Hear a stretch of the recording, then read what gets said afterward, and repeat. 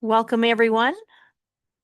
Prior to starting the meeting, I just want to, well, here we'll start first. So I'll bring the regular meeting of the Town of Crossfield Tuesday, January 20th, 2026, 6 p.m. to order. And I'd like to welcome the W.G. Murdoch grade 6 class here. They're learning about municipal governance. And we've invited them here to help us out with the council meeting and hopefully learn a couple things about being on council. They're also going to present to us, so stay tuned. Okay, item 2.1, January 20th, 2026 agenda. Are there any edits? If there's no edits, can I get a motion? Through the chair.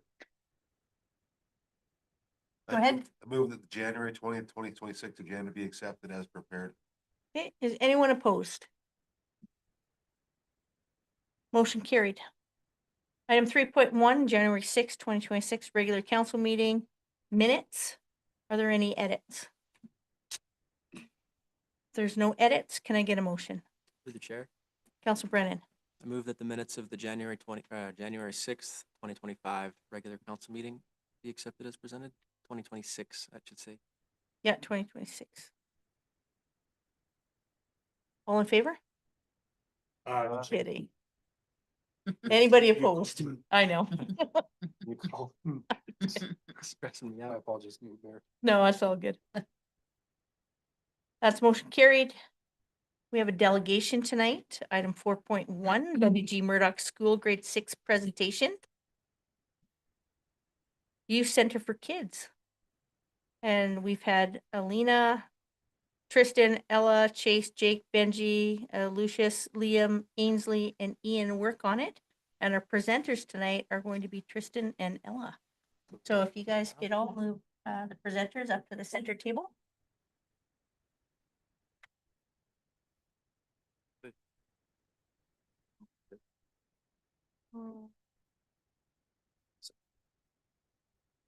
I like how you guys were all quick on that one.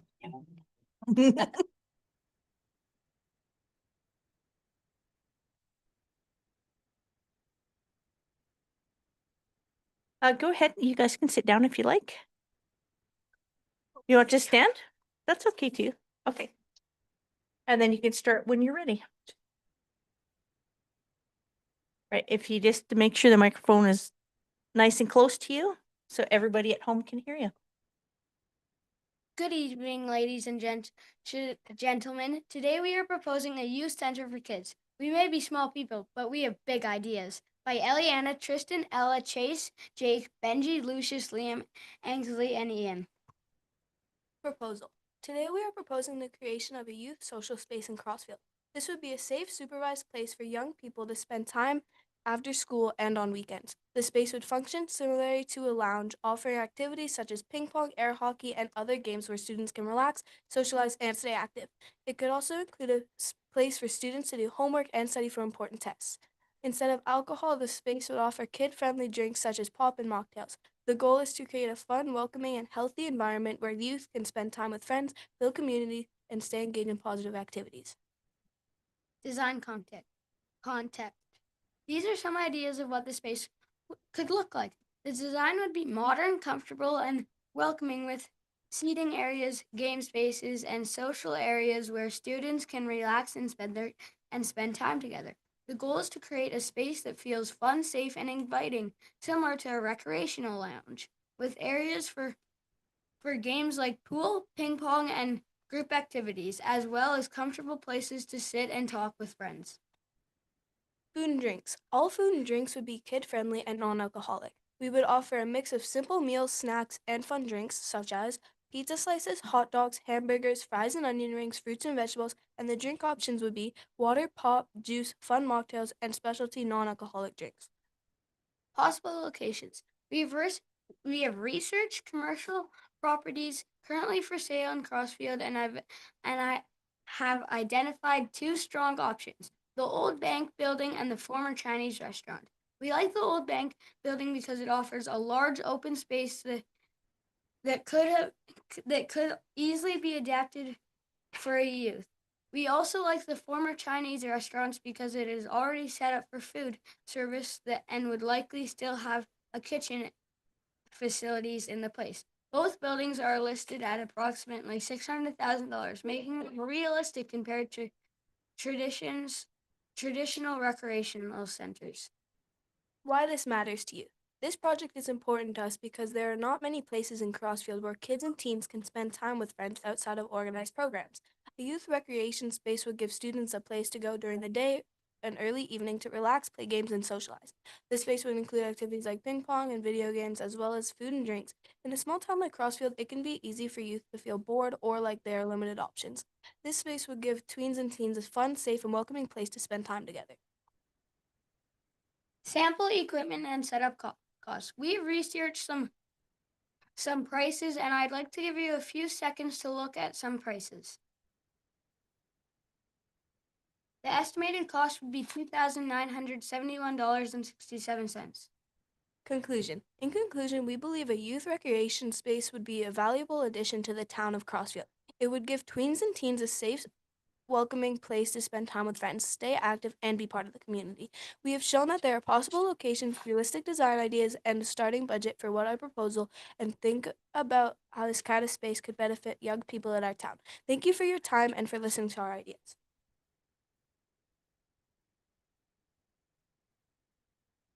Very good. Thank you. Great presentation. We'll open up the floor for any questions from council. Through the chair, how confident are you on the full estimate cost? We are thinking the budget would be like the buildings we have researched are like $600,000, and then we have researched minor things that would go in it, which is $2,000, but we still would need to renovate, and we also would need more stuff to go in it. And if we go with the bank building, we'd have to put in a kitchen facility, and if we go with the Chinese restaurant, we'd have to kind of like half make the kitchen facility into like kind of bar looking thing. They would have ovens. Great.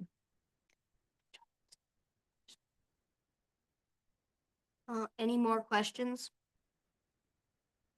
Through the chair, who is supervising this program? There would be people that could. We would have employees that would be like supervising, and some employees wouldn't just be like servers and waiters. They'd be like supervisors, so no alcohol gets snuck in or vandalism happens.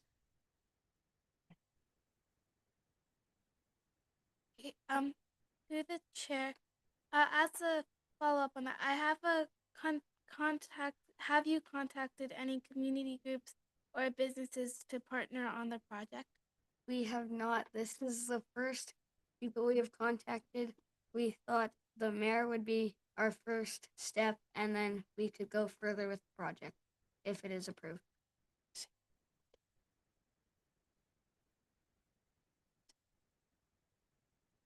Deputy Mayor, do you have a question? I do, through the chair. I actually have a few questions. As I always do. So in the youth social space, what are the age ranges that you would have in that social space?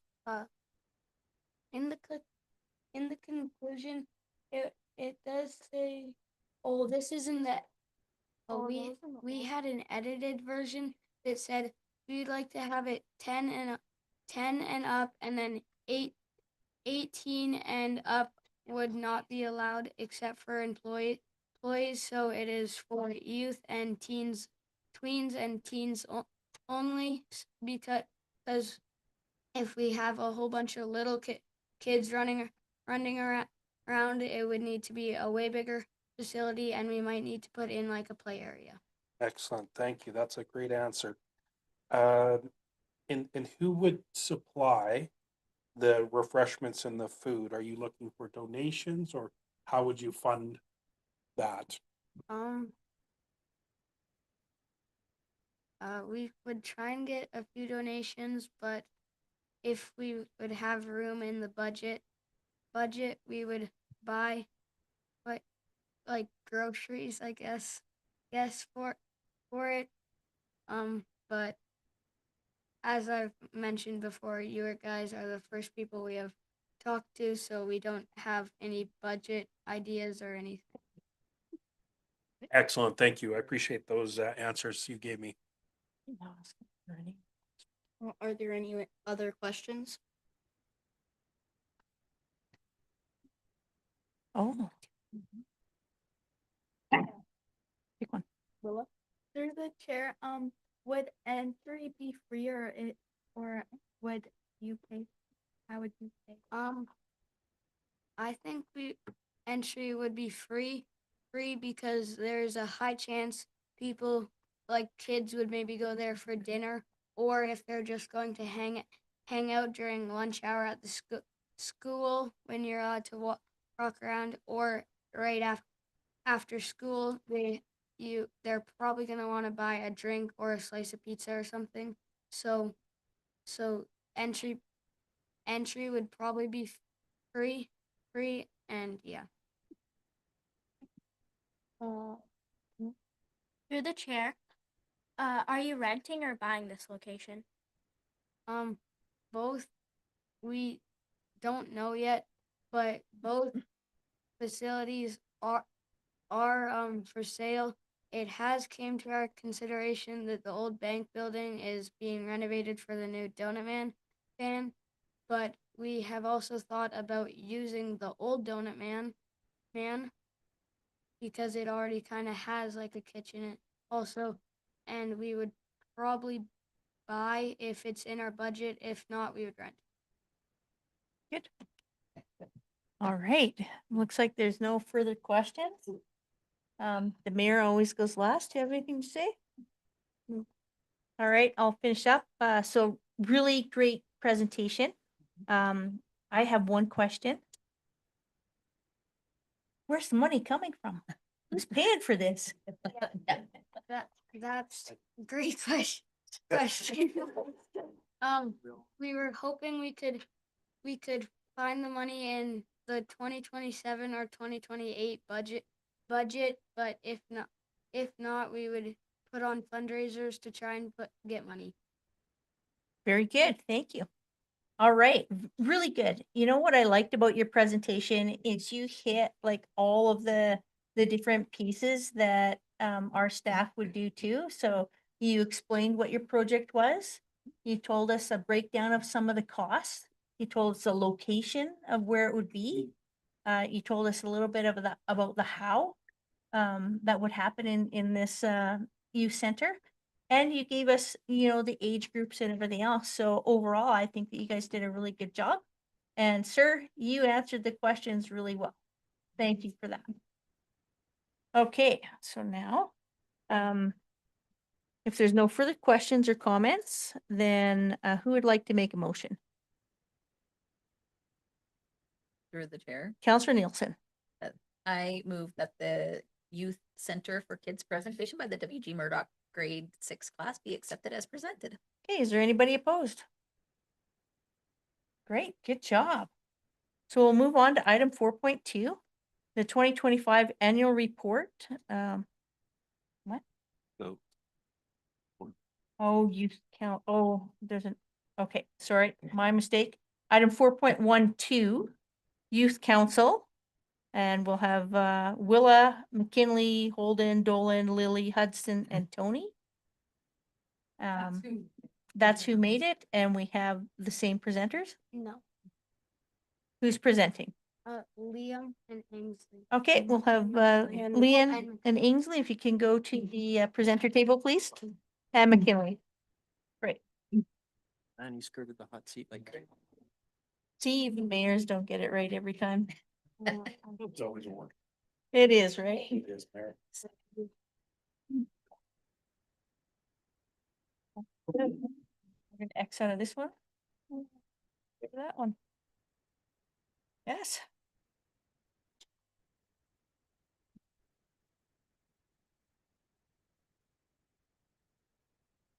Job. Okay, whenever you're ready, go ahead and start. Good evening. Tonight we're going to be talking about Youth Council. Small Voices, Big Impact by McKinley Holden, Willa, McKinley Holden, Dolan, Lily, Hudson, Jackson, Sebastian, and Tom. Imagine this. It's 3 o'clock in the afternoon and the town gets an urgent call. We need to design a new park and we need a decision today. The builders are ready, but the plans are blank. The clock is ticking. But suddenly, the room fills with questions. Should there be a giant slide that twists and turns, or swings and monkey bars? Or a climbing wall that kids race each other to the top of? Everyone has an opinion, but none of the adults in the room are actually the ones who will be playing there. And now, there's a bigger problem. There's no time to ask every student, no time to send out surveys, and no time to hold a big meeting. So how do you make a good decision fast and make sure it's the right one? Now imagine this instead. Just a few minutes you can ask 7 students whose job it is to listen to kids, represent kids, and speak for kids across our community. Those students already know what kids want because they already talk to them every day. That's what a youth council is. A youth council gives the town real answers, real perspectives, and real feedback quickly. And that's why Crossfield doesn't just want a youth council, it needs one. Why youth council matters. A youth council would make sure that youth voices are heard in the community and that decisions include perspectives from different age groups. It would give town council valuable input from young people while also teaching students about leadership, responsibility, and how local government works. By involving youth early, this program could inspire future community leaders and help students develop skills that could one day lead them to roles such as counselor or mayor. Town benefits. Creating a youth council would benefit town of Crossfield in several important ways. It would allow our town to take pride in helping young people develop real job ready skills and give them something meaningful to include on their first resume. It would also show that Crossfield values youth civic engagement, which is something that could be highlighted in the community applications and competitions such as Craft Hockey Bell. A youth council would help students feel proud of where they live and more connected to their community. It would give young people a positive, constructive activity to be involved in. It would show that the adults of Crossfield care about youth and believe their voices matter too. Youth council structure. The youth council could be made up of students from different grades in Crossfield. Members could apply or be selected to serve for only one school year. The youth council would meet regularly, for an example, once a month, to discuss issues that matter to young people and gather ideas from other students. A representative or staff advisor could help guide meetings and share youth feedback with town council. This would allow youth ideas to be shared in an organized and respectful way. Responsibilities of the youth council. Youth council members would talk about issues that affect young people in Crossfield and collect ideas, concerns, and suggestions from other students, discuss projects and youth-related topics, share their recommendations with town council, and help support or promote youth-focused events and initiatives. This would give town council clear, organized feedback from young people in the community. Thank you for our time and for listening to our presentation. We hope you will consider our proposal and think about how a youth council could benefit young people and the town of Crossfield. We appreciate the opportunity to share our ideas. Thank you. Thank you. Really good. Ask any questions from Are there any questions from council? Sorry, no, sorry. Yes, go ahead.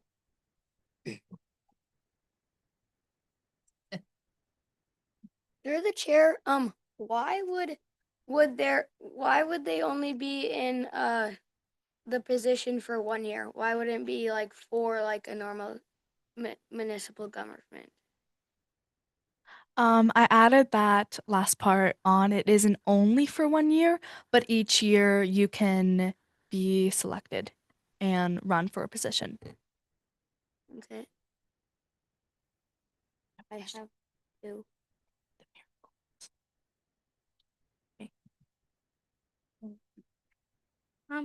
Through the chair, how old do you think you would have to be to run for this position? And at any age would you be kicked out of the position so there would be a younger you? I think the age limit would be like 10. And Okay, thank you. Through the Counselor chair. Nielsen. Through the chair.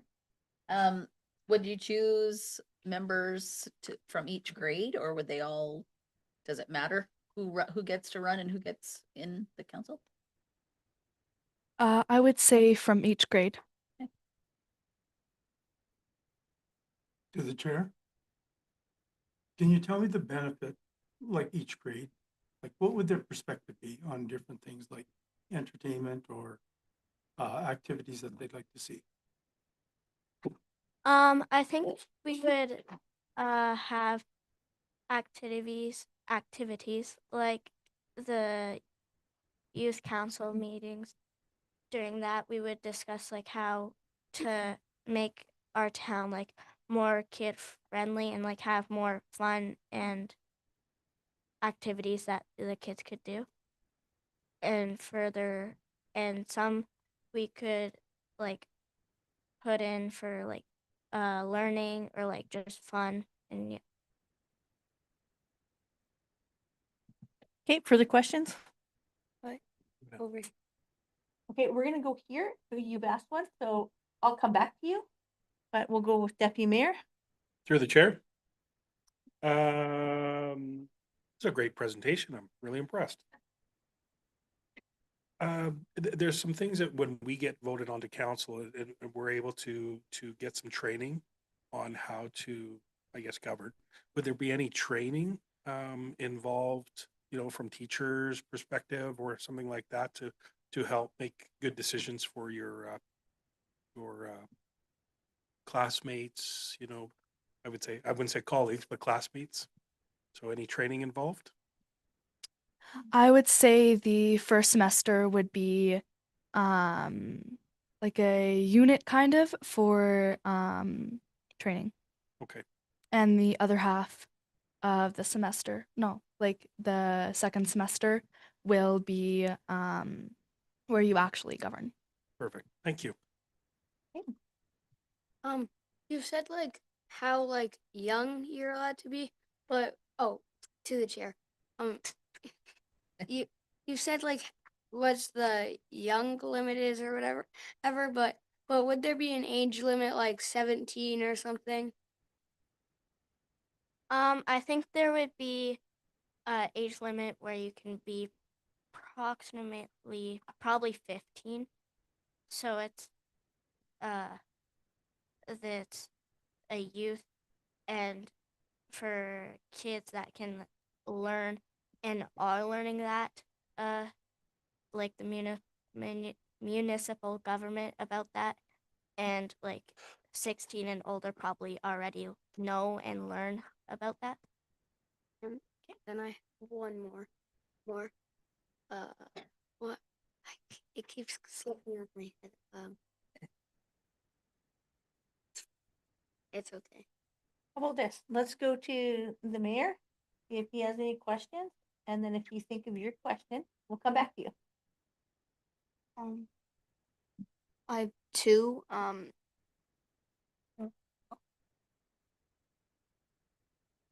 That's okay. Hang on one second, we'll come to you. Go ahead, Mayor. My first question is why would it be the age limit 15? Why not like 18? So that people could be on council for their grade for a while? Well, I think it's because when you run for counselor or mayor or like CAO, for older people, I think the age for that so you can run is 18. So that would they could run for a more higher experience, and then the kids under that could be like learning and have their ideas shared because they're more younger, and 18 and older is kind of like adults, so they can have their ideas as adults and we could have our ideas as kids, and then we put it all together for the community. And my second one is again Tristan had his first question was about 1 school year and instead of just like 4 years. If you were doing 4 years, would you represent your grade for all 4 years, or would you just like represent that one grade for 4 years? Each year that you get elected, you would represent the grade that you are currently in. Yeah. Okay, thank you, Mayor. Go ahead. Through the chair, you said the age limit would be from 10 to 15, so that would only be 6 years, but there's 7 people on council and mayor, so would you have 2 people represent for like same grade?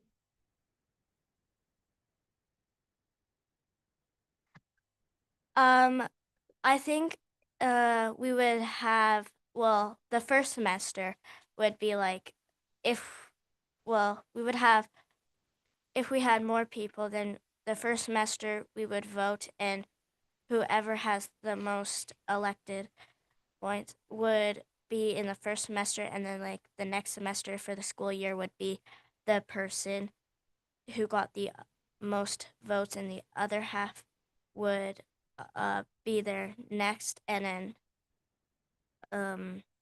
a opportunity for the next 3 years. Would have another who would be voting? I think we would. I think each grade would vote for their members that did the presentation on how they would be a good counselor, mayor, and CAO, and yeah. Would they have through the chair? Why? No, would they have like their own meetings, or would the meetings kind of be like this, where they sit beside like one of the positions they're in, or would they have like a supervised meeting, just them? They would be combined.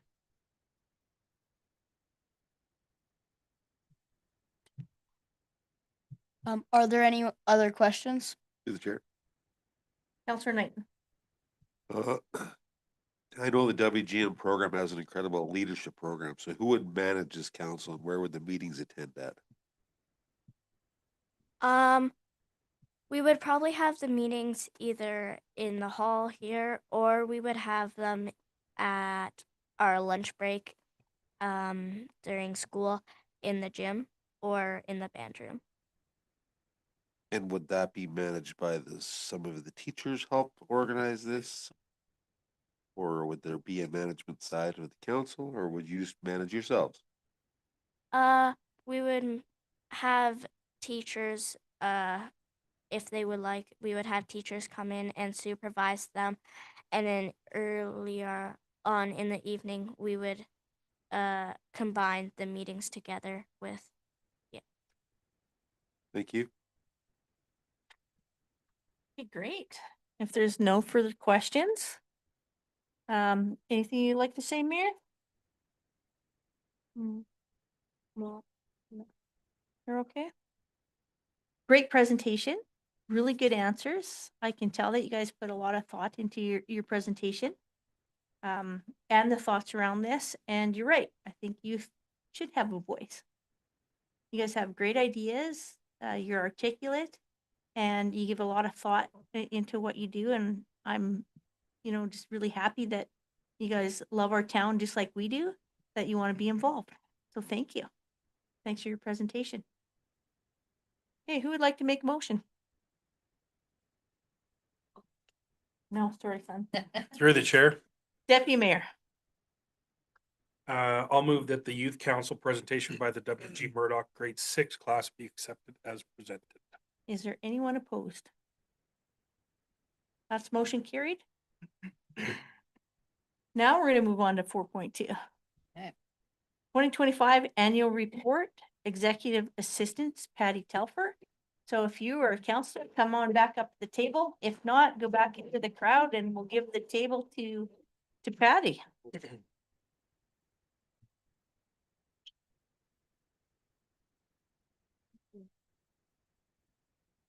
answer. It's a hard question.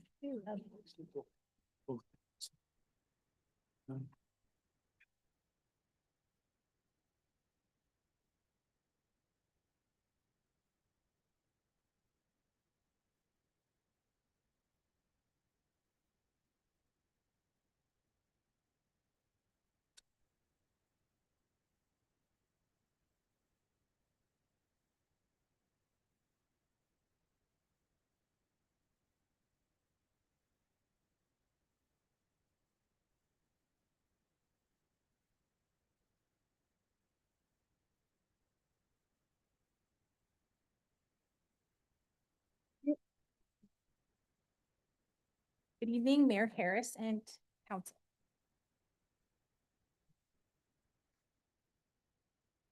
Good evening, Mayor Harris and Council. This inaugural annual report offers a concise overview of the town of Crossfield's significant achievements, emerging trends, and key investments throughout 2025. By framing the report with historical imagery on both the front cover and the final page, we pay tribute to the town's heritage, demonstrating how past decisions continue to influence current priorities and guide future planning. Likewise, today's decisions lay the groundwork for tomorrow's priorities, ensuring that the town's future planning is both informed by current needs and aligned with our long-term vision. Together, these elements highlight the meaningful progress made so far and the strong foundation we are building for the years to come.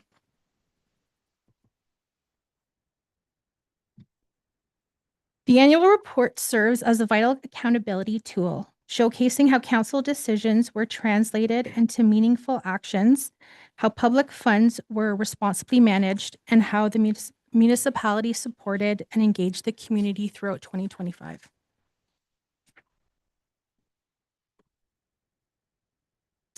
Crossfield continues to experience steady growth while preserving its small town character, a priority that was central to council's decision-making in 2025. This balance is essential, as many initiatives highlighted in the report were established to address both current needs and anticipated future growth. Council remained highly engaged throughout 2025, maintaining a strong focus on governance, policy development, and public decision-making. These efforts demonstrate an active and a responsive governing body. Transparency was a key focus, with an emphasis on involving the community in honest, open decision-making processes. The October 2025 municipal election showcased a vibrant democratic spirit in Crossfield, as you will know, and where 3 candidates competed for mayor and 11 vied for 6 councilor seats. This impressive range of contenders reflected the community's strong engagement and offered voters a rich variety of choices. The voter turnout reached 31%, meaning that 1 in 3 eligible voters in Crossfield cast their ballots. While this number might seem modest at a first glance, it represents a healthy and encouraging level of participation for a municipal election. demonstrating genuine community interest and involvement in shaping the future of Crossfield. Several foundational initiatives were advanced in 2025, particularly in municipal planning and asset management. Of notable interest, updates to the municipal development plan included new land use policy areas that focused on establishing placemaking principles to guide vibrant, welcoming, and community-centered spaces throughout town. For the folks at home or anyone not familiar with placemaking, it's all about creating public spaces that are inviting and fun, where friends, families, and neighbors want to gather, play, and spend quality time. Additionally, the town hired an asset management and GIS coordinator to document and map important assets, such as roads, underground pipes, signs, and buildings, and organize this information to improve planning and maintenance. Efforts such as these position the town to ensure future decisions are data-driven, fiscally responsible, and align with long-term community goals.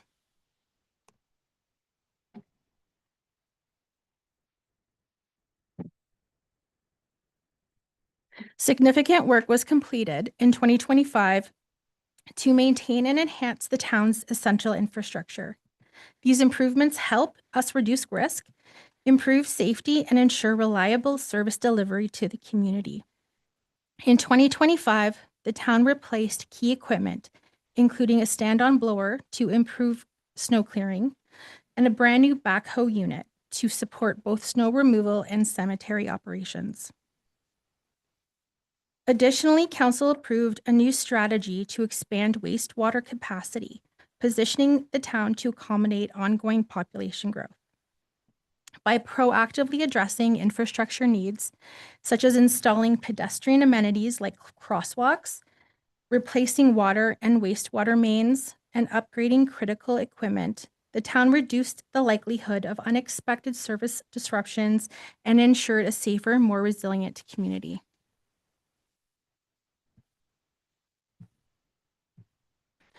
Public safety remained a top priority in 2025.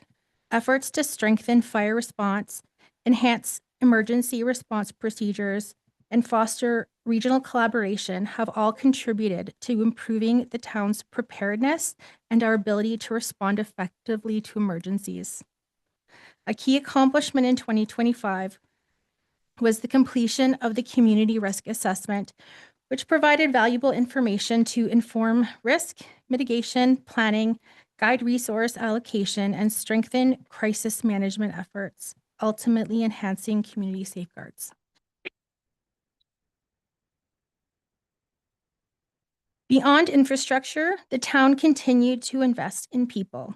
Social programming, recreation, and facility improvements played a key role in supporting a healthy, connected, and inclusive community. In 2025, a total of 69 programs and activities were delivered for residents of all ages, with particularly strong interest in the Thank Goodness It's Friend Friday and pop-up activities geared towards our middle school age residents. 23 seniors events were also hosted, and a total of 559 families accessed various programs throughout the year. All 8 parks received new signage and flower beds in 2025, and the Amory Park rink boards were replaced with durable materials able to withstand the harsh Canadian winters. These upgrades serve to improve resident quality of life by supporting active lifestyles, foster interaction, and enhance overall aesthetic appeal.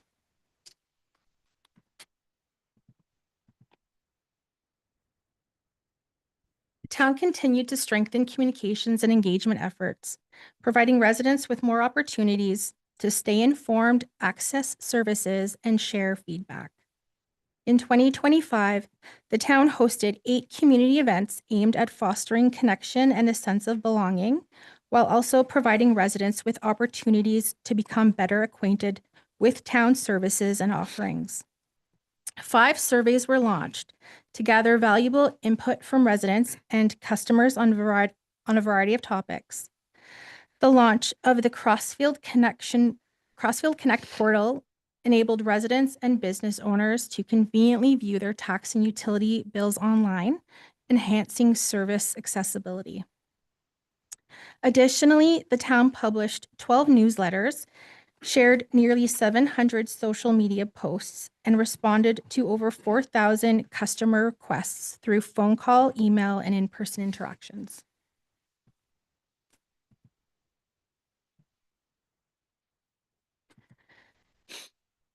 In 2025, the town's capital plan included 29 projects and spent over $2 million on replacing, repairing, improving, buying, and inspecting important town assets. These assets include roads, sidewalks, parks, playgrounds, a fire truck, water pipes, sewer systems, streetlights, traffic signs, town buildings, and more. This year, the majority of the capital budget was spent on a variety of parks and recreation and beautification projects.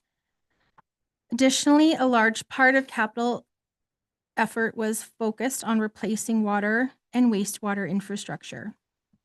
This included replacing wastewater mains on Athabasca Crescent and Whitfield Avenue near Saskatchewan Street, replacing old fire hydrants, developing an effluent disposal strategy, and making safety improvements to the fill options at the bulk water station. Vehicle and equipment replacement ranked as the third largest category of capital expenses in 2025. Council continued to demonstrate strong financial stewardship through the adoption of 5 new finance policies. While all policies are important for sound financial management, the 2 that will have the broadest impact on overall fiscal responsibility include the procurement policy, which governs how the town purchases goods and services, ensuring transparency, fairness, and best value.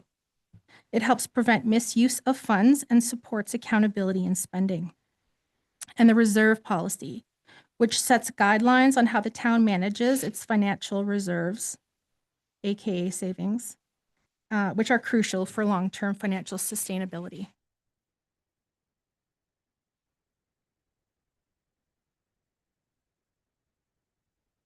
Overall, 2025 positioned the town well for the coming years.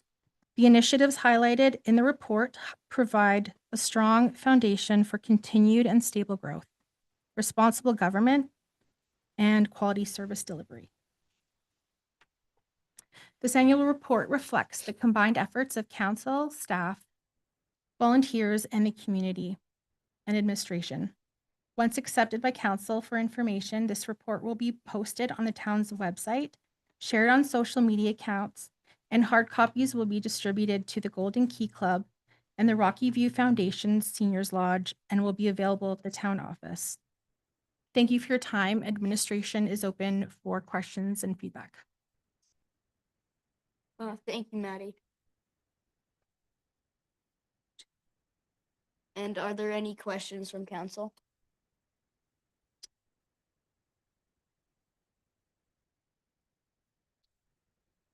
Okay, looks like there's no questions. Patty, great job on the annual report. A really good presentation. I think the way you laid out not only the report, but the presentation, it's an easy read. It tells a story of, what staff and council did over the past year and what the main points were. So thank you very much. Who would like to make a motion? To the chair, Councillor Benson. I move that the 2025 annual report be accepted as presented. Anybody opposed? Motion carried. Can you let everybody know we're gonna go for a short recess? We're gonna go for a short recess. Yeah, and we'll be back in about 10 minutes. And so who would like to make a motion to recess? To the chair. Councillor Nielsen. I move that council call for a short recess at 18:45. Anybody opposed? All right, motion carried.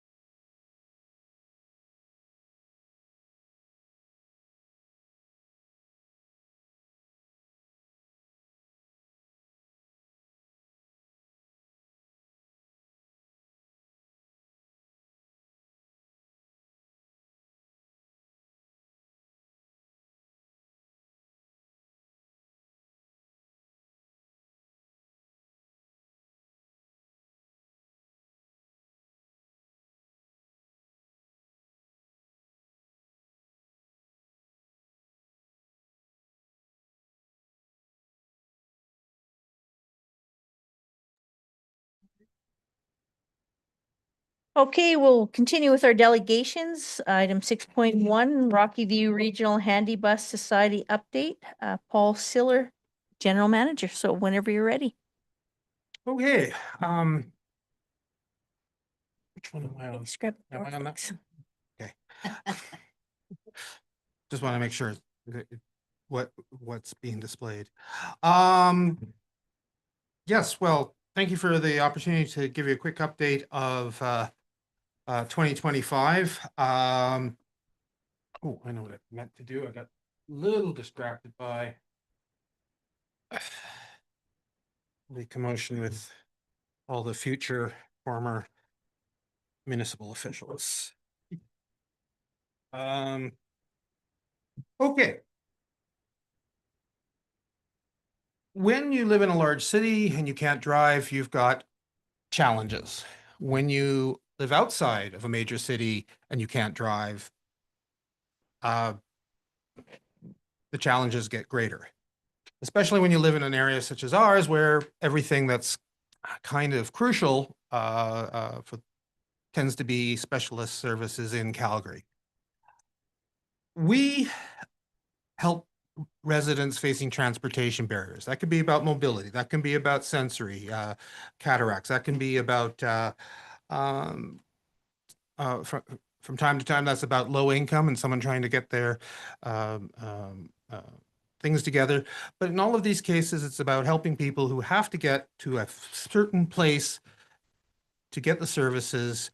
And it might be across the street. It might be in the next town. It might be in the town after that. We do, what we do is a basic level of services, weekdays only. We, no holidays. It's kind of simple. You got to book ahead. It's a shared ride. But we try our best to make sure that to strike a balance between helping someone be independent without yet also paying attention to the certain needs that they have. The fellow going to the day program to give the missus a break, we make sure he gets into the door to the staff, as his Alzheimer's might cause him to wander down the hall. And with our limited funding, we don't really have an eligibility, but we do have a limit of how much we can provide to a passenger in a month. We take people from all over the Rocky View district. We take them to the towns and places. We've taken people from the lodge to the dentist. We've taken people from the lodge, from a house down the street from the lodge to the South Health campus.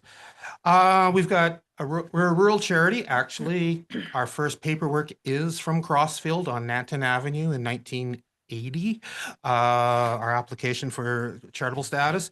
Volunteer board of directors, we work with Crossfield and 5 other municipalities, all charging the same per capita rate. Put that money in a pot, make things happen. We fundraise for our buses. 2 years ago, we were fortunate enough to turn up 1 bus purchase into a 5 bus purchase, thanks to the federal government and a lot of waiting. And the passengers pay a fare.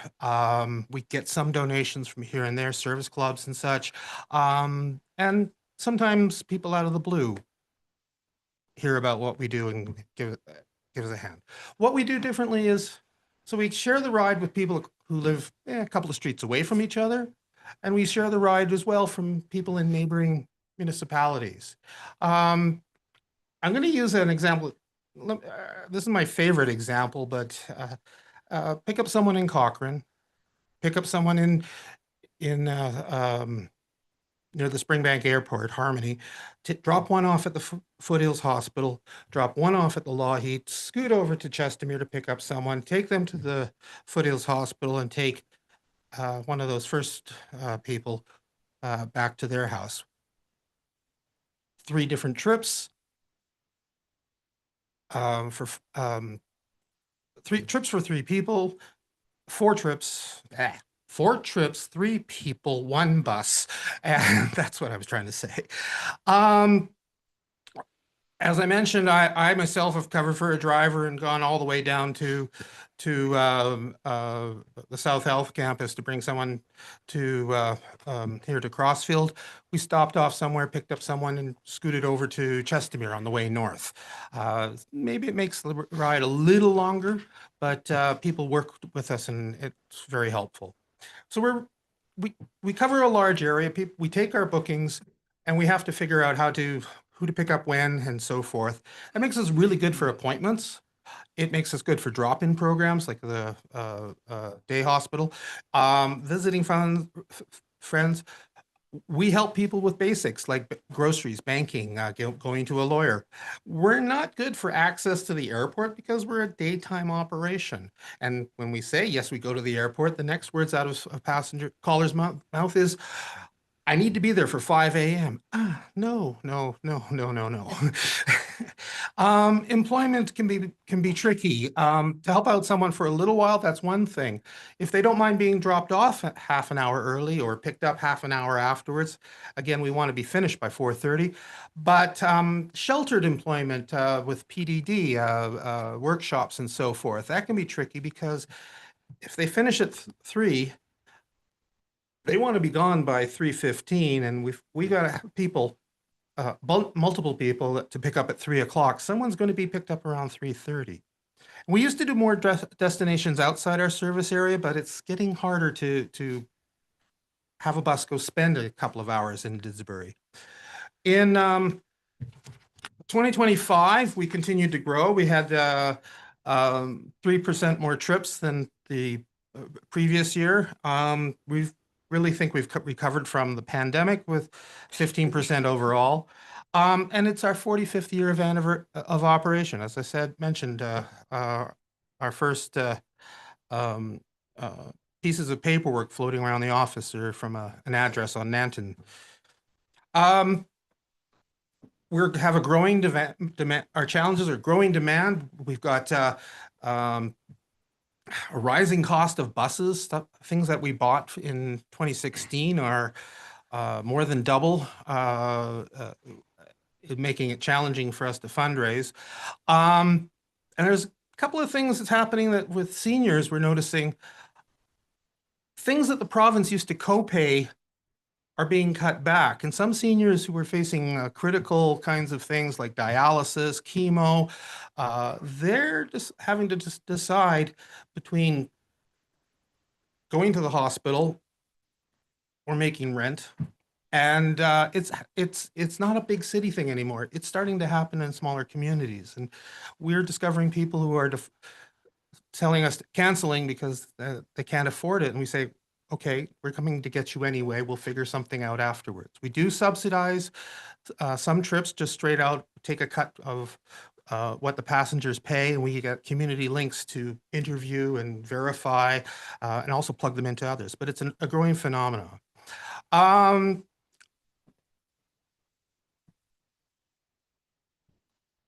We've got a wish list for I want to keep this to 10 minutes. We've got a wish list for 2020. We want further collaboration. We want a headquarters. I want a couch in my office. Okay, maybe that's a long one to do with. We're getting bigger and bigger, and we're wanting to be able to talk to municipalities about what they're planning and so forth, so that we can figure out what to do in the next 5 years. One of the things might be electric vehicles are becoming standard, and some of them are just that close from being something suitable for us to use, but it's going to take a different phenomena and strategy to provide. As well as we get bigger, we're going to need some more staff. We don't have a strong eligibility process, but if we started doing eligibility, well, I need another staff person to monitor that, to interview that, to help, and someone who's knowledgeable with disability. I'm going to jump into some highlights of a document that I'm about to, in the next week, I'll be circulating to care of the CAO, and hopefully you'll see it shortly. Trips by purpose. Chestermere, sorry, is that's the wrong one. Of course, you're Crossfield. There are too many towns with the letter C that I have to work with. My apologies. We do mostly medical trips. And then there are some people attending to personal needs usually in Airdrie. Medical trips might be all the way down to South Health Campus. Medical trips might be just in Airdrie. A lot of people, we also make it available for people to bring an attendant. So there's two numbers. There's 534 trips that we did for journeys that we did with the bus. And that took a total of 591 people altogether. The trend for Crossfield 2019, it was 600. It rose up to 822 and has fallen back. These things go in waves. And if you look at the other stakeholders, you'll see that they grow, they drop.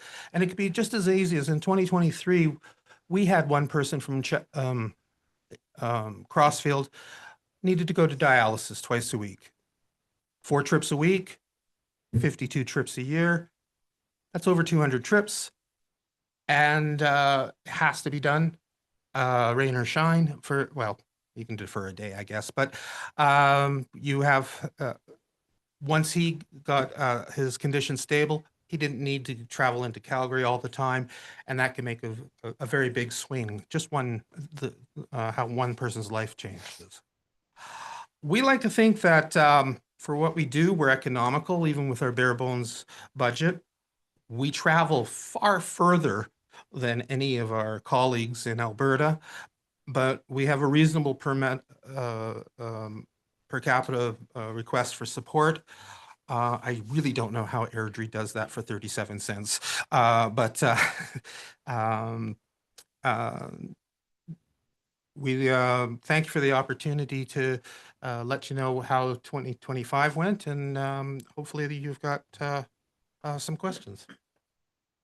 Great, thanks, Paul. Questions for Paul?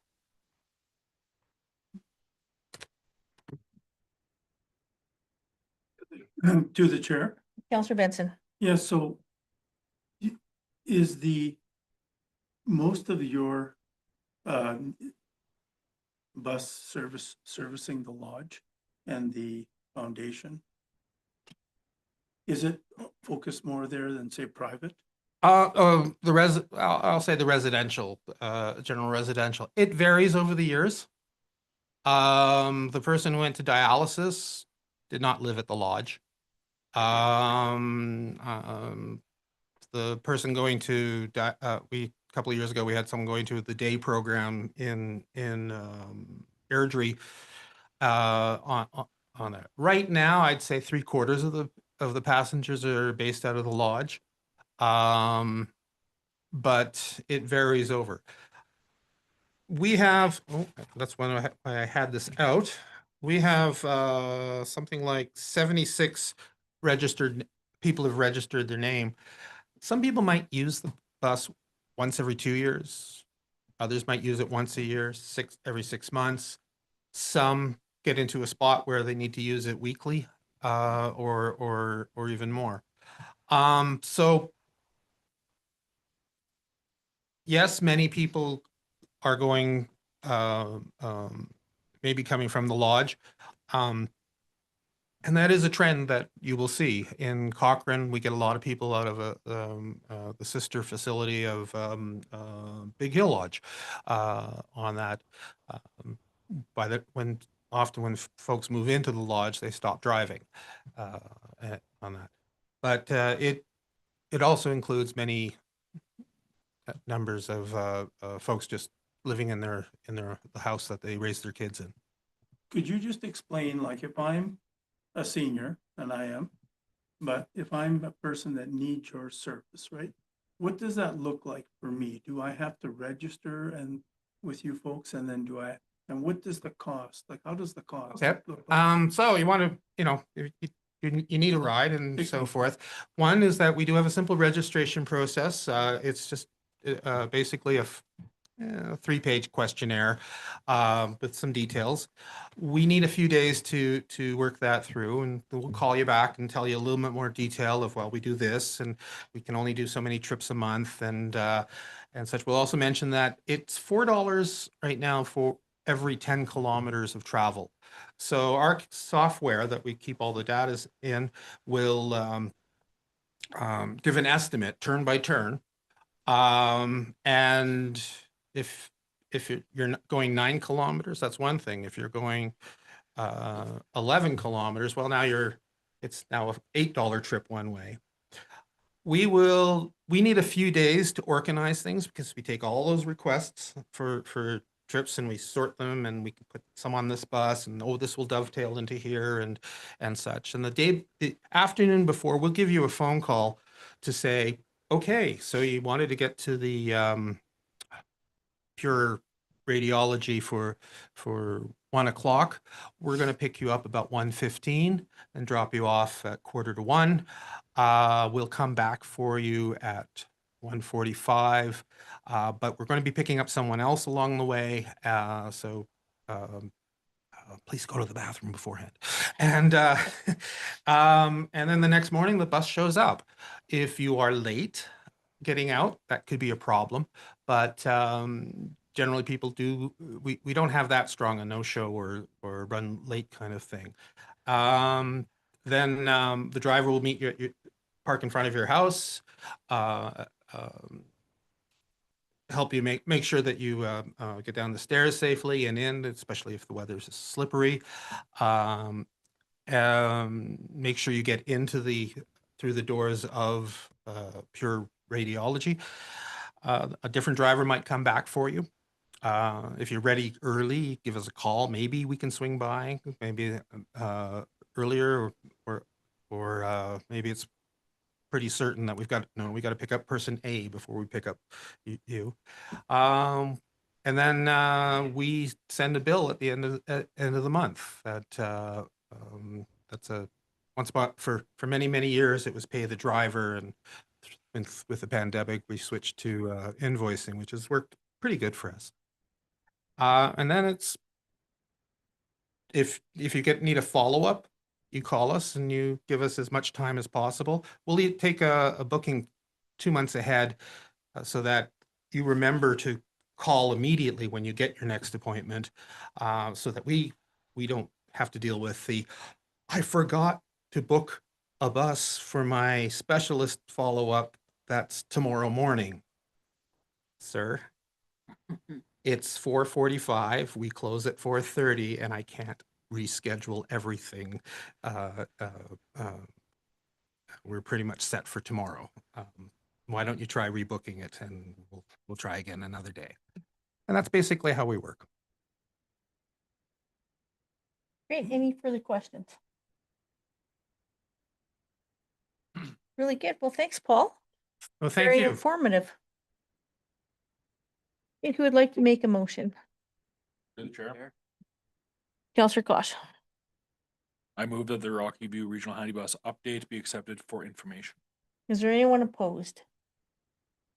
Motion carried. Thank you. Thank you very much. Yeah, we have item 6.2, BDO Canada LLP 2025 financial planning report.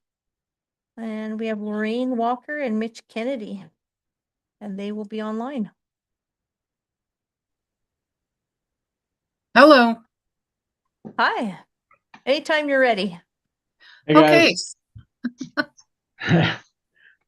So I don't know if you have the planning report in your materials or if you can put it up on screen. If not, Mitch will, when he's presenting, share his screen. But just by way of introduction, for those that didn't meet us in the prior year, or myself, I know Mitch was there and gave a training session to council. I'm Lorraine Walker. I'm the audit partner on the file. This is my 3rd year as the audit partner on this file. And I'm joined this year by Mitch Kennedy, who is the senior manager on the file and who will lead all the audit field work. So I will pass it over to Mitch now to present our audit planning report. I'll attempt to share my screen here. So we'll see how this goes.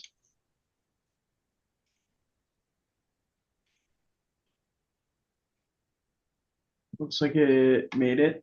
So I'm not going to go through the introduction. Lorraine kind of just went through it, but there is a keynote here on the right side of the slide.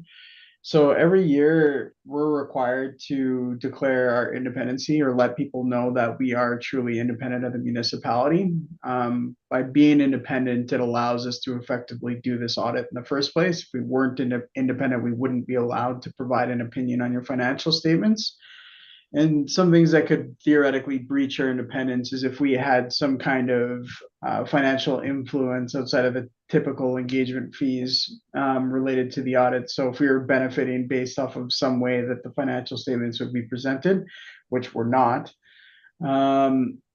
We do assist in the preparation of the financial statements, but we mitigate a lot of the financial statement presentation by making sure that management effectively approves all the entries in the trial balance at the year end. So throughout the process, we might propose specific adjusting journal entries, but at the end of the day, it's management's responsibility to either approve or deny these specific adjustments.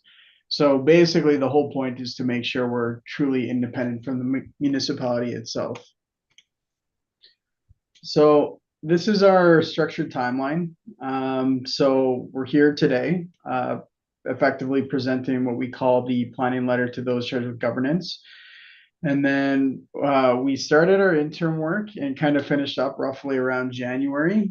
We're scheduled to come back March 23rd to do our year-end field work. And then we're effectively back here presenting to council the final financial statements on April 21st. Once council approves the financial statements that we present, we'll effectively release the financial statements and the audit report, and they'll get submitted to municipal affairs.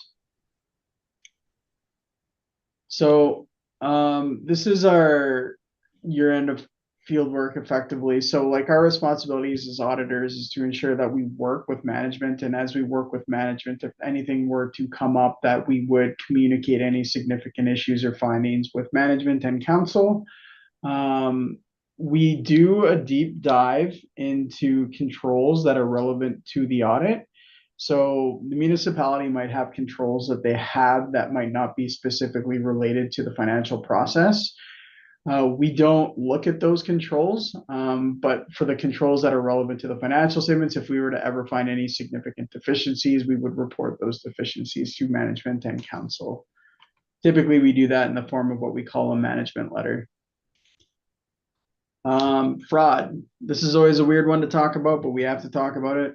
We're not aware of any situations of fraud, but if at any point management or council is aware of any specific situations where they've heard or are aware of fraud, that please just reach out to us to let us know, because that does significantly impact what we're doing in the audit. So when we're auditing the financial statements, we're not specifically looking for fraud, but we keep the idea of where fraud could happen in mind, because that does fluctuate our specific risk levels.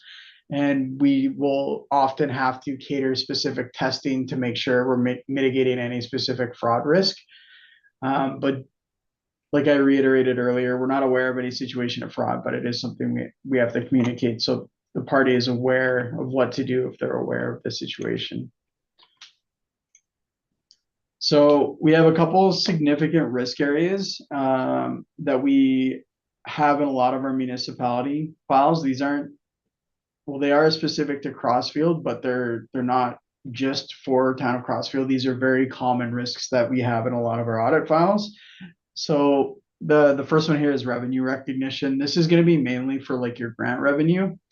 So it's just a matter of making sure that you're recognizing your grants in coordination to your grant agreements, more specifically if there's any stipulations and you haven't spent the money, that it's sitting as deferred. If there are stipulations and you've spent the money, that you're recognizing the money for whatever the costs are related to that grant. And so the way we get assurance over that is we'll go through your grant agreements and kind of make sure that your costs are correlated to the grants that are being spent. And then there's your management override of controls. So this is a risk that you would have when you have smaller accounting teams, where you have one or two individuals that theoretically have the ability to override any specific adjusting journal entries. So even though that's a risk, we mitigate this risk by doing adjusted journal entry testing. So we we have a multitude of different tests where it'll look at dollar thresholds, manual adjustments posted by management. We'll often have like a surprise test in there to basically make sure we're doing different kind of testing to see if there's anything that's wonky looking for the financials. And we'll sometimes look at things that are like weird rounded numbers. So basically we do a variable of testing to make sure that we're comfortable with all the adjustments that are getting posted by management. And then there's just your typical deferred revenue. So like 3,400 was a new standard that came out last year. It's revenue for goods and services. So the key thing there is just making sure you're recognizing your revenue when the performance obligation is met. So this would be typically like utility reads and stuff where if it's monthly, it's not really a high risk because as soon as the monthly process is done, you're invoicing it, so you're recognizing it. So the periodicness is consistent, but we have to make sure that all streams of revenue are effectively being recognized when that specific performance piece is done for that revenue stream. Materiality. So materiality throughout the year can potentially change. So the materiality that we currently have for interim is $427,000. So that gets calculated based off of preliminary numbers that we have for your expenses.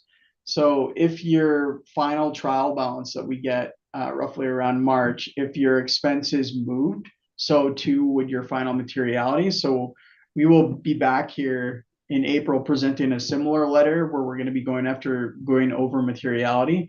And so that dollar value may change depending on how the numbers have changed. So there's another thing that comes with materiality called performance materiality, which is going to be a percentage of your base materiality. And we use that for our sampling forms or testing to effectively make sure that we believe the users are getting the appropriate comfort over the financial statements that they need. And then there's something called triviality. So triviality is another calculation where it just takes 5% of your materiality. And basically anything under that 5% of materiality, we'll typically look at and see if there's any reason why we should adjust that specific value, because in a lot of situations that 5% threshold is not going to have an impact to the users on the financial statements. And so it wouldn't have an impact to us having to adjust it. So that $427,000 is effectively there to basically say if we think that there are errors or misstatement that surpass that value, it could change our opinion on the financial statements. So if there are entries that aren't in the financial statements, but are below that $427,000 threshold and above that clearly trivial threshold, we'll provide a SLAM, which is our schedule of likely aggregate misstatement, or you might be familiar with the term SUD, which is your schedule of unadjusted entries. It basically summarizes all of the entries that aren't posted, that aren't material, that we think should be entered, but don't have a material impact on your financial statements. So hopefully I didn't muddy the water with that description. If you have questions on that, that's totally fine. And we'll just briefly talk about our audit process. So our audit process is, there's a reason that these are circular in nature, and you can see that there's arrows kind of pointing in the direction and steps that it needs to go. But effectively, it's just a matter of going through the audit of trying to figure out where the risks are, assessing the risks, and trying to design a way to test those specific risks to make sure we're comfortable with them. We do that in the form of obtaining audit evidence. And then once we're comfortable with work we've done, we then form an opinion, which will appear on your financial statement audit report. And then that's when we're back here April 21st to effectively communicate our audit findings to council. So the reason why it's circular in nature and there's arrows here is we could be literally at 0.6 in the process. And I've had this happen where, for example, we've sent legal letters out and there ended up being something on a legal letter, and we're literally sitting in council chambers and we had to go back and address that specific issue because nobody was aware of it. So at that point, we would have to circle back to figure out if there's anything else we need to do to make sure we deal with that specific circumstance. So it's an evolving process. We have to do our findings on the financial statements all the way up to the report date, which is effectively the approval date for the municipality. So there's BDO slides here. I'm not gonna go through them, but there's slides that our marketing team likes to put in here. But yeah, there are other appendices. There's the engagement letter, which just not gonna go through it, but it explains the engagement we have with the town, and then the independence letter, which is gonna go back to the beginning of the discussion where it talks about is our letter to you confirming that we are independent with the municipality. So that's my song and dance. If you guys have any questions, I'm open to address anything that you guys might have. Okay, we'll open up the floor to questions.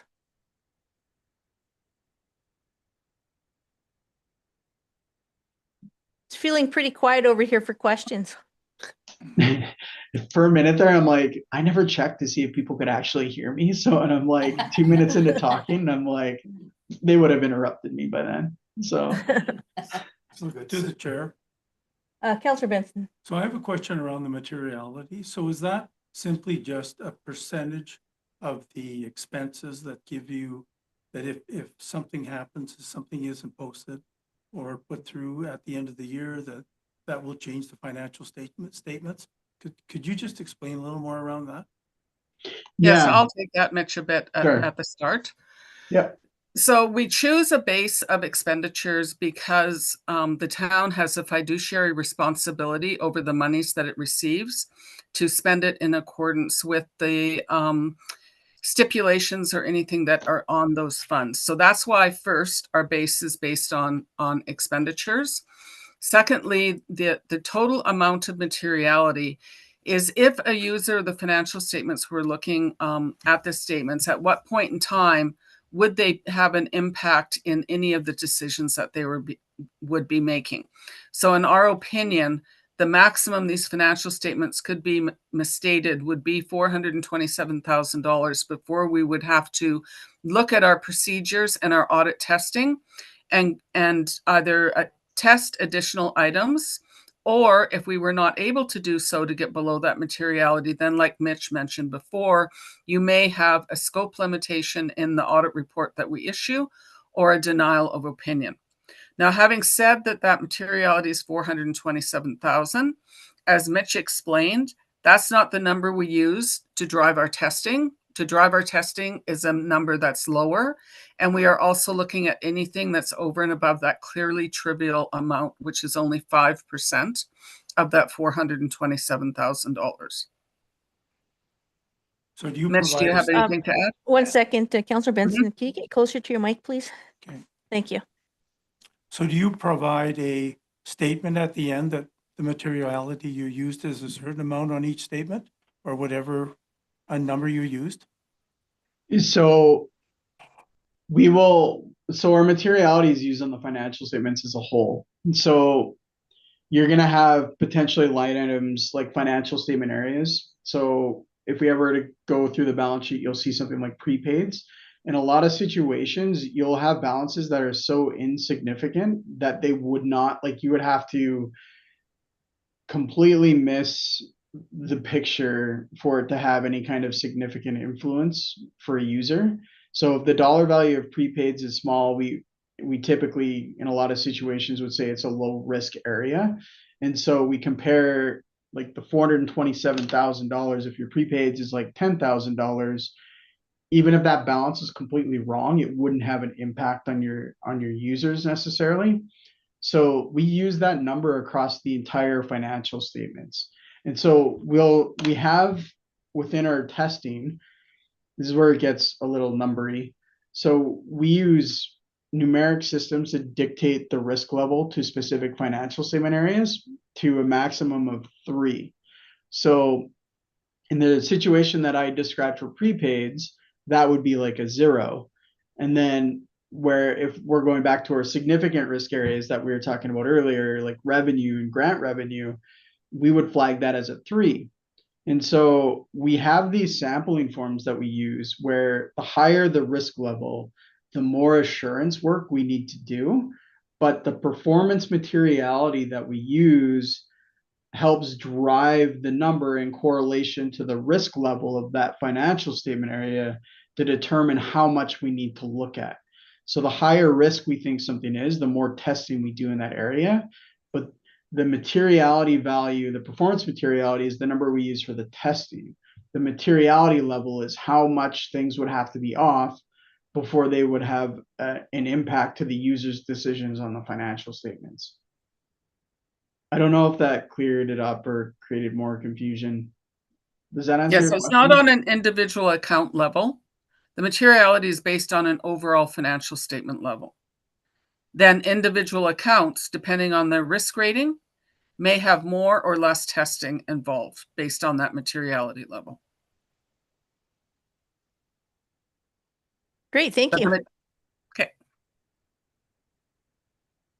Any further questions? All right. Thank you for presenting. Looking forward to April. Yeah. Thanks, guys. All Appreciate right, your we'll time. be back then. Thank you so much. All right, thank you. Okay, who would like to make a motion? Chair, Councillor Brennan. move that BDO Canada LLP 2025 planning report be accepted for information. Anyone opposed? That's motion carried. Thank you. Okay, item 7.1, Community Policing Plan. Director of Community and Protective Services, Russ Nash.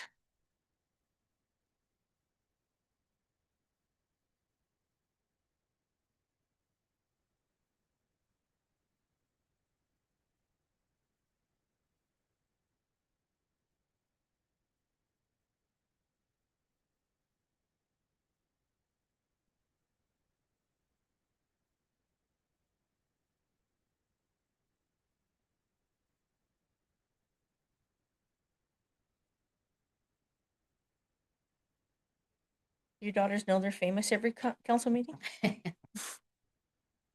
No. We won't tell them.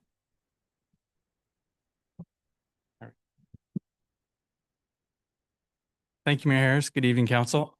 Russ Nash with Community and Protective Services here to report on a framework and resourcing requirements that would be needed to develop a community policing plan as requested by Council. At the October 7th, 2025 regular Council meeting, Council made a motion for administration to report back on the resource requirements needed to complete a community policing plan. As you can see the motion there behind me on the screen. Thus, the purpose of this report is to outline a structured framework to Council for developing a community policing plan that includes identifying the steps required to develop the plan, anticipated timelines and resourcing, the strategies for stakeholder and public consultation, as well as the key Council decision points that would be required throughout the process. To provide some background, and especially for our newer Council members of Council, community peace officers are appointed under provincial legislation and they operate within defined authorities and policies. They can enforce various provincial legislation, for example, the Traffic Safety Act, the Animal Protection Act, Dangerous Goods Transportation and Handling Act, the Dangerous Dogs Act, etc. They can also enforce municipal bylaws, so things like the Community Standards Bylaw, Dog Control Bylaw, Snow Control Bylaw, or sorry, snow removal. Bylaw enforcement officers can also supplement community policing through enforcement of municipal bylaws only. It's important to note that CPOs and bylaw enforcement officers cannot deal with criminal code matters. That's RCMP jurisdiction. Our policing services are provided by the RCMP through the Airdrie Provincial or Rural Detachment. And we also have approval for an enhanced RCMP officer, who's Constable Corey Hall. They have 40 hours per week dedicated to Crossfield unless they're needed for other emergency purposes throughout the Airdrie rural area or further if there's a really big thing going on. We also provide space in the fire hall that allows the RCMP officer to have more time in the community and to be able to meet with residents as needed.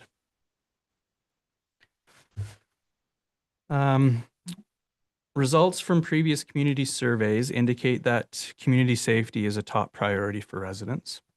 A community policing plan will help address this while also providing council-approved direction that clearly defines the role and focus of the municipal enforcement program, establishes priorities informed by data and community input, strengthens coordination with the police of jurisdiction, which is the RCMP, and improves transparency, accountability, and public understanding of local enforcement activities.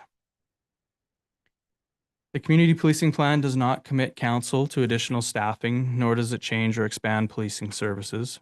Rather, it provides a roadmap for implementing municipal enforcement initiatives while strengthening relationships with other agencies such as the RCMP. Further implications, if there are any, would be identified for council consideration and approval during future budget deliberations. And finally, this plan would be reviewed with council on an annual basis to ensure priorities remain current.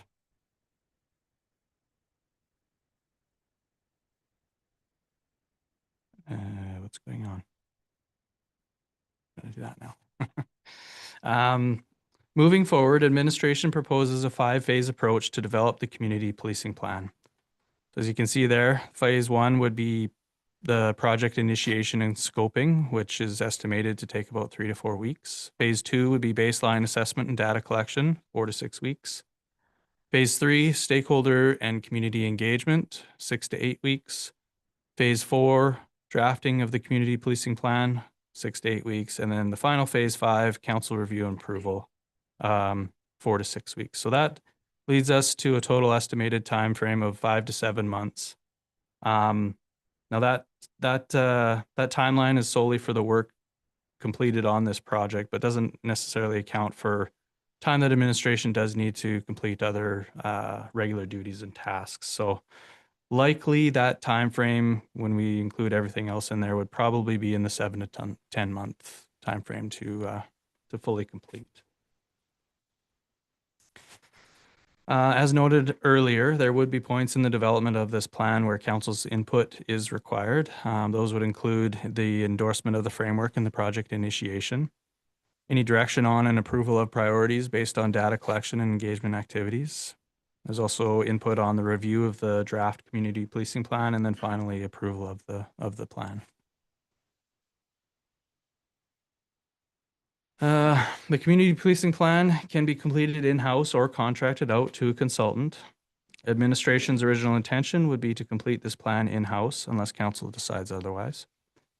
To complete the plan in-house, administration estimates that we would need 1 to 2 staff for the duration of the project. Probably going to need an additional 2 to 4 staff to help with other various parts like the public and stakeholder engagement parts, the data collection, the communications. There would also be some modest costs associated with public engagement supplies, tools, and communications. So refreshments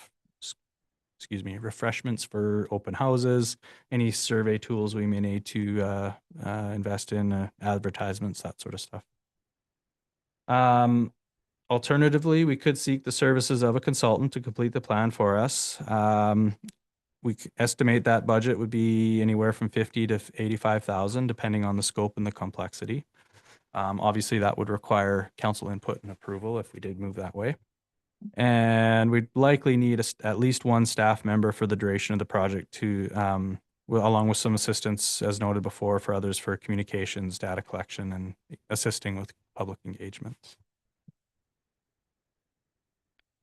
So with that, administration recommends that council endorse the proposed framework and phased approach for the development of a community policing plan for the town of Crossfield and direct administration to proceed with phase 1 project initiation and scoping. That concludes my presentation, and I'm available to answer any questions from council that you may have. Thanks, Director Nash. Any questions for Director Nash? Through the chair. Councillor Knight? Thanks, Russ, for the presentation. In terms of the policing plan, are there any comparables in the municipal areas that we maybe lie in right now that are comparables? Are we net doing this from zero, or are we comparing this from somewhere else? just the timeline seems like a long time for a policing plan, and I'm just wondering how in-depth the plan is for it to be 10 months. Through the chair to Councillor Knight, there are some municipalities that have put these in place. They're larger ones. Obviously, City of Calgary has one. I've seen City of Red Deer has one. So we would look to try and mold ours after those, I guess, copy and paste some stuff, and format ours in similar ways. So that may be able to cut down some of those timeframes. When we were looking at this, we were trying to be conservative with our estimates, just depending on what information we can find and what information we want to ultimately put in there. Okay, last question. Have we contacted any of our neighboring communities that are similar size to us, like Carstairs, Didsbury, any of those ones to compare if they have ones that are just even comparable? I'm just curious, once we see a few other ones that are this thick or this thick, that might give you more of a gauge of how much time, or maybe a clearer part. I just think, like, for a policing project, if it's 2 resources for 10 months, it just seems like that would be a mountain full of information. Through the chair, I just want to add some context there, I guess, Councillor Knight, is that the timelines that are being proposed are in acknowledgement that if that's an in-house project. Yep. So if it's in-house, I guess just to clarify, that doesn't mean that there's 1 to 2 resources applied for 100% applied for a 10-month period. That's acknowledging that this is being done in conjunction with a lot of other pieces that are happening. So that's why the duration takes much longer. It's not just to be clear, it's not a full 10-month dedication of 2 resources, just to be clear on that piece. I understand that. Thanks, Kins. I'm just trying to process my head through the number of days and the processes and the size of this document. That's all I'm trying to remember. Thank you. It's all good. Thanks. Sorry. Go ahead, Through the chair. Director. I just want to maybe add to that as well. So far, I haven't seen smaller municipalities putting one of these in place. It's usually the larger municipalities. That being said, administration would want to put the effort into it so that it is a valuable tool that we can go refer to and use for planning. So like I said, we can take a look at the timelines, and there may be areas that we can find some time savings. But at the same time, I feel like we want to have a document in the end, if we're going to go through this, that is valuable for us to refer to. To the chair. Councillor Benson. So I'm just trying to understand, what is the benefit or goal here? Like, why do we need a policing plan? Is there a municipal requirement, or what are we trying to do? Because, like, is everybody going to have one of these and then look at it as they do their job? Or I'm really trying to think of what is our goal here? Sure. Through the chair to Councillor Benson.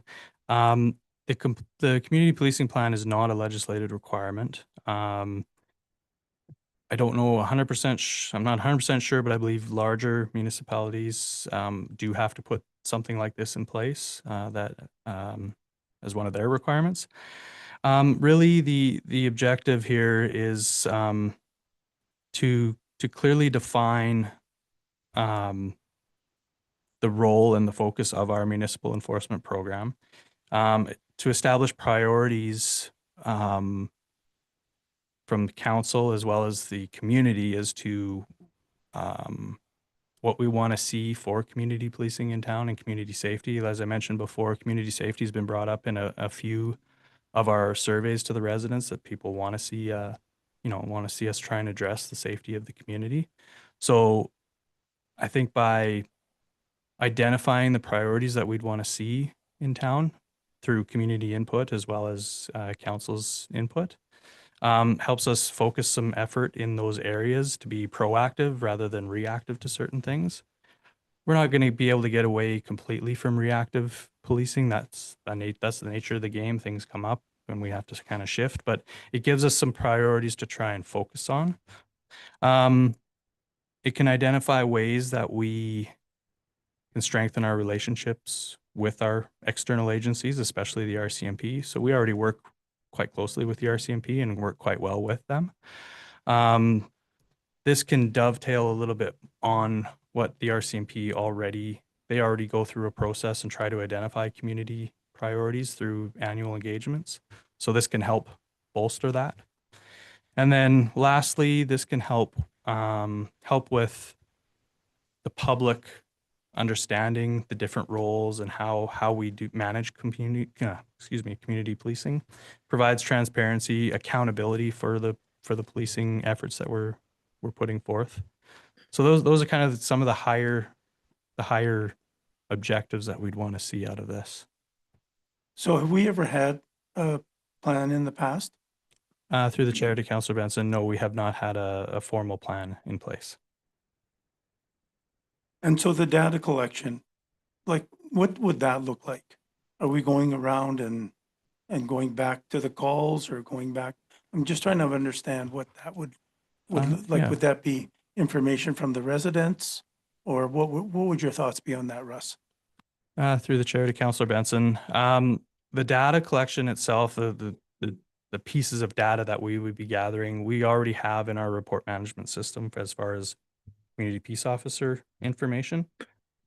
So we have all that information as to the type of calls that they're going to, the common things that we're seeing in their world. And we can also pull information from the RCMP. If you recall from the last quarterly update that the RCMP gave, they provide us information on a quarterly basis as far as the different criminal activities that they're seeing in Crossfield. So we would get that information from there.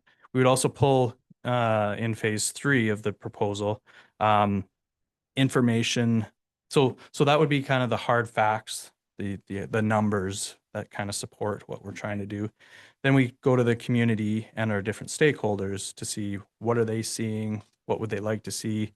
Different stakeholders obviously would include RCMP and other emergency services, the schools and youth serving organizations, the business community, social service agencies, those sorts of stakeholders. And then as far as public engagement, we would, go to the broader public, the residents, through surveys.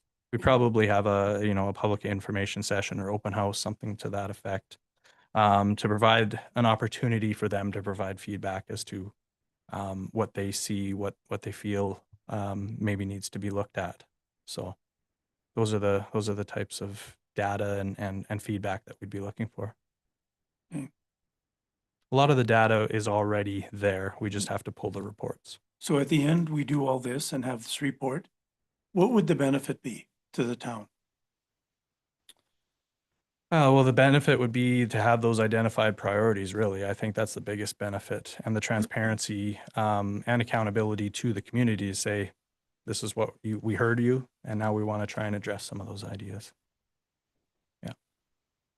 The priorities give us something to strive for. And one last question to the chair. Do we have enough staff to do this? Through the chair to Councillor Benson. Tough one to answer, actually, but I've kind of already been working through my mind as to how I can, because I would be the one probably leading this project. We've made some internal changes as far as organization structure, moving parks and a couple things around. So I feel like I would have the time to be able to put towards this, and then we'd need to pull some help from other administrative staff. Yeah. Great. One last question. One last question. Okay. The actual budget, 52, whatever, is like 50 in-house and 8 the other, or what is the budget? Through the chair to Councillor Benson, those numbers would be strictly for hiring out a third-party consultant. The in-house numbers, in all honesty, would probably be close to that. But when we, our staffing costs are built into our budget, we're already there doing that. So, so I think the numbers would probably be close when you add it up I'll add it all up together, but like I said, the staffing numbers are already built into the budget. So those numbers that I put in there are just if we went outside of our organization. Okay, any further questions? Just one question for you, Director Nash.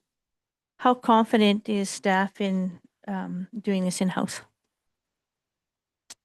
To the chair, myself, I'm confident I can pull it off. With the help of some other staff to help with the engagement part will be time consuming. Putting the report together, as Councillor Knight had mentioned, we can find some others that we can mimic ours from. And then we have a really good CAO in place that can help me out as well. So speaking for myself, I'm confident I can do it. Use lots of Excel spreadsheets. It's just you know, budgeting the time to do it. Yep. Great. And if we can be afforded the time to you know, work it into our work schedules, we can get it done. Great.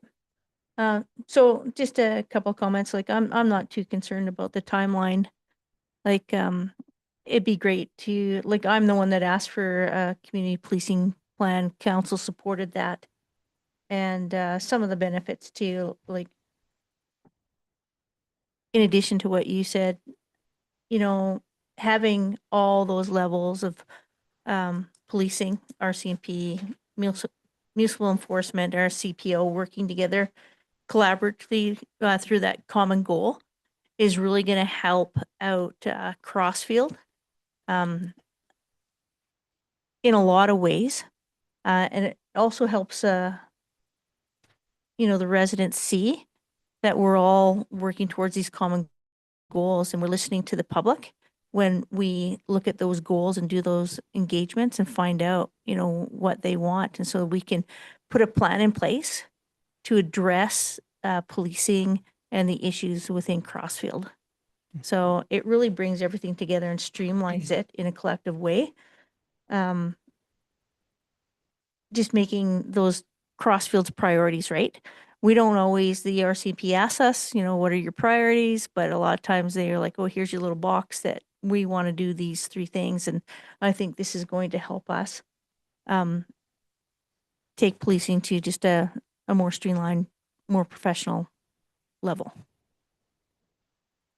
So thank you, Russ, for your great presentation and all the information that you have in there. Thank you. I have one more question. One more or just one? Just one 2-part question. Okay, great. So you want to say through the chair? Through the chair? Great. Once we have this report and we have identified that we would like to change something, say there's an increase in vehicle break-ins or something, what levers do we have? Like, do we get to direct the peace officer and the bylaw officer to focus more on that area, like as a result of this? Or like, I understand that this sounds like this is probably just a informal process that we're doing now because there's no documentation. And by creating documentation, we can create formalities and take liability that way. But like what levers do we actually have to get to pull here, or what's going to make the town more safe with this document? So through the chair to Councillor Kosh, I don't know that we'd necessarily have a direct, you know, be able to direct it directly. But something like that kind of would also fall into the, I guess I used it before, like reactive policing, where we're seeing this trend maybe happen. We can still request our staff, and we can even chat with the RCMP to have a try and make it a more of a focus if we're seeing that happening. We have done that in the past where we did have a time where we had some vehicle thefts and some break-ins into garages, and we actually shifted our peace officers' shifts to coordinate with the RCMP to go into the early mornings, and I want to say we shifted it to go to 4 or 5 a.m., something like that. As I mentioned, the peace officer and bylaw officer cannot deal with Mhm. criminal code matters, which those are. Hmm. But at the same time, they can, just the presence can be a deterrent. So, so by having the peace officer out with the RCMP, you've got another set of eyes. We've got backup in case they get themselves into trouble. But they can also, they're there together. If our peace officer sees something, they can alert the RCMP. The RCMP can be right there and kind of solve the issue. So in that case, we'd be using the peace officer's presence as a deterrent versus them actually being able to deal with the criminal matters directly. So this document would provide the town the priorities we want to try and address, which those priorities would be focused on problem areas. So that in itself is going to help make the town safer and provide better community policing. Some of those priorities might even be more, we want to have more educational initiatives in a certain area, which will help, a different area. Is not necessarily enforcement, but it's education, and education typically gets you more compliance than coming down with a hammer. So that's kind of how I see the document helping make the town more safer and provide a more efficient, maybe not efficient, but just a safer community, I guess. Allows residents to have input, council to have input, and all of that stuff. So it's kind of how I see it all working together. So If that helps. Sorry. Director National, I just want to help out just a little bit with that question. Like when you have a document in place, and within that document, not only are there priorities, but you have some standard operating procedures within that document that help you be able to react in a better manner to some of those issues, because it's a standard procedure, which will be part of, I'm sure, be part of this this overhaul here. That allows, the RCP, municipal enforcement, and all of Russ's people to work together better in a streamlined fashion. Right now, without it, like Russ says, oh, well, we just had them go out and do this, but that takes people, that takes time to coordinate. This way, if we have standard operating procedures within this document, it's all streamlined and it happens a lot faster. Through the chair, that was kind of my second part. Yeah. It was in there, was like the formality right now where we might be reacting to gut or emotion and something that happened, personal, whatever, for whatever reason you react. This is a document that says, if the statistics say this, then we act like this. We do this. And through the chair, just another thing to add to, this document would also define those roles to help with that transparency and public education as to, these are criminal code matters, that's RCMP. We do these, like just the different lanes and just to help with that understanding of how it all works together. Excellent. Any further questions? Thanks, Russ. Good report, lots of information. Who would like to make a motion? Through the chair. Councilor Nielsen. I move that council endorse the proposed framework and phased approach for the development of a community policing plan for the town of Crossfield, and direct administration to proceed with phase 1 project initiation and scoping. Okay. Anyone opposed? That's motion carried. Thank you. Okay, item 8, councilor's business. The last couple of weeks, I've attended all the CEO mayor meetings. I met with a deputy mayor and CEO Barney, with a local businessman to talk about development and development challenges. I attended the meeting for the Water Commission with CEO Barney and Councillor Knight. I met with Minister Dreeshen today to chat about progress on the speed limits and the grants that we've applied for wastewater. We will send out a briefing note on that to all council here for the next meeting. Also met with the Rocky View School Division last week. We just chatted a little bit about what's that called? The reciprocal agreement for use of the schools for community. And we talked about where we're at with the new school. So we're around 4th on the list. And then the steps and collaboration that we have to do to get to signing that off and making that happen. And then I've had 2 mid-sized towns caucus meetings, one with the executive and one with the broader membership. And then a review yesterday with Kinza, the chair of mid-sized towns, on the funding model that we want to present to Minister Williams here, hopefully in February. And that's it for me. Deputy Mayor. I also met with Mayor Harris, the CAO, and Councillor Brennan with the landowner about some challenges that he had and how we can work through them. And that's it for me. Thank you. Councillor Benson. Yes, I met with one of the residents over the budget. It was a great discussion. We kind of went back and forth for actually almost 2 hours. In addition to that, I attended the recent tour of the the greenhouse operation. The mayor was with me, by the way. She's not getting out of that. It was actually a pretty good tour. I was there about a month ago, and to see the progress from a month ago to today was pretty amazing. So I think those folks are really doing a great job. I think the support of the council there to see what they're doing and then hear what their future plans are, I think was a pretty big deal. Mhm. So yes, I want to thank everybody else for attending. And yeah, that was hopefully in the future sometime we'll get a look at it when it's all finished. Thank you. Councillor Brennan. Earlier in the week, I had the opportunity to visit Energrow's news facility as well. It was pretty exciting to see how far they've come in such a short time. And this Saturday, the 24th, I have a Marigold Library Board meeting.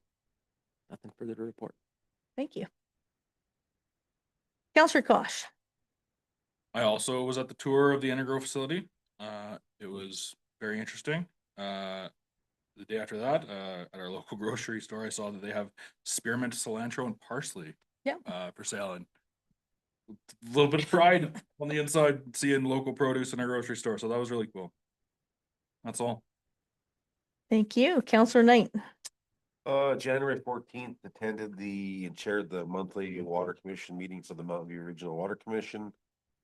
Conversation pieces where the annual audit's also starting the same as our audit tonight. So that report will come back to us in March. Our drought flow update, snowpack forecasts in the Skokie Lodge, which feeds the Little Red Deer, which comes into the area that feeds our water, is above normal right now still, which is nice for the numbers. There was a conversation about a new data center in Olds. There was some concerns by some residents, other people, that this data center might use a large amount of water, but the presentation that we've gotten back from the Olds City too, or the City of Olds too, is data centers have changed a large way from when they originally first came out. When they first came out, they were fairly water vigorous and extremely usage. Now they're closed loop systems. They fill them once. They don't fill them more than once or twice, even in an entire calendar year, even with the use. So high power usage is probably the one thing that's probably the challenge of the area right there. Other than that, the water has froze off on the river for a while there, so that means that the quality of water coming in is a little better to our towns. And yeah, that's mostly the update for the commission. And we did hold a town and commission meeting on the 14th that afternoon too. So. Great, thank you. And Councillor Nielsen. I was asked by the grade 6 teachers to go to WGM school to come and speak about municipal government from a counselor's perspective. So I just did a little speech about that, and then I answered some questions. They seemed pretty engaged and they thought it was pretty good. And I also went to the Energrow tour to that amazing facility, and it was a very inspiring visit, to say the least. It was very, very good. They have good plans for our community, so that's good. Great, thank you. And you're right. Thank you for the reminder on the Intergrow. That was fantastic. Like we were there for quite a while. Mhm. And thanks, Councillor Benson, for arranging that and staff as well. If anybody, staff or anybody gets a chance to go, I think you should. Very interesting, very informative. They know their stuff. And it's pretty exciting for Crossfield. And on grade 6, yes, I go to grade 6 every year, talk about municipal governance, and it was really nice that they asked for another counselor to come by and do that as well. Great. Who would like to make a motion? Through the chair, Counselor Knight, I move that the council business be accepted as presented. anybody opposed? And that's carried.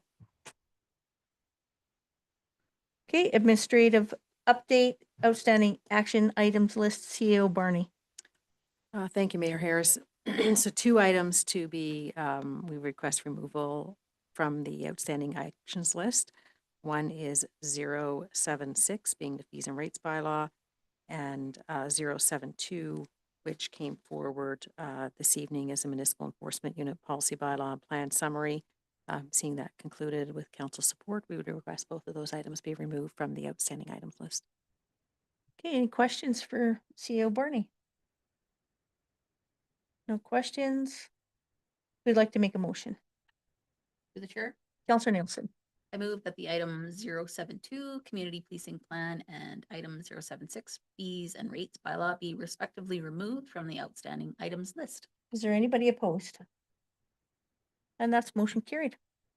And who would like to adjourn the meeting? A motion. To the chair, Counselor Benson. I move that the meeting be adjourned at 8:05. Great, thank you. Full time. Nice.